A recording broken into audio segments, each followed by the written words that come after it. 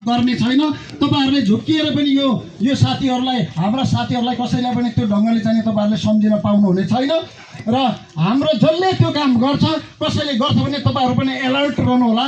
तपाईहरुले पनि त्यो गर्ने मान्छेलाई समात्नु होला, तर मासलाई केही पनि टच नगर्दिनु होला। किनकि तपाईहरुले मास भड्काउनु भनेको हामी बुझ्नेछौं कि यो आन्दोलन विरोधी प्रहरी पनि हो भनेर बुझ्नेछौं। किनकि हामी कसम खाएर भन्छौं हामी कसैले पनि चाहिँ त्यो प्रहरीको विरुद्धमा अथवा यो समाजको विरुद्धमा न्यायालयको विरुद्धमा हामी नाराबाजी पनि गर्दैनौं, हामी चाहिँ ढुङ्गामुढा पनि गर्दैनौं। हामी यो भएको समाज जो बलदेव सरको न्यायको लागि आएको छ त्यसले कोही गर्दैन। मलाई लाग्छ यति भनेपछि तपाईहरुलाई हाम्रो कुरा क्लियर भयो। त्यसैले चाहिँ कसैले पनि ठुलो आन्दोलन ननिम्त्याउँ।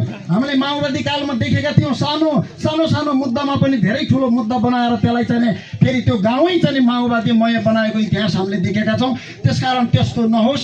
हामी कोही पनि चाहिँ अन्याय गर्न कसैमाथि दादागिरी गर्न केही गर्न पनि आएका छैनौं। हाम्रो मासका मान्छेहरूलाई तपाईहरुले पनि टच नगर्नु होला। हाम्रा साथीहरूले पनि ध्यान दिएर सुन्नु होला। जसले सुरक्षाकर्मी माथि जसले न्यायालय माथि अननेसेसरी चाहिँ प्रहार गर्छ त्यो मान्छे हामीहरुमध्ये नै यदि कसैले गर्छ भने त्यो स्वयं जिम्मेवार हुनेछ।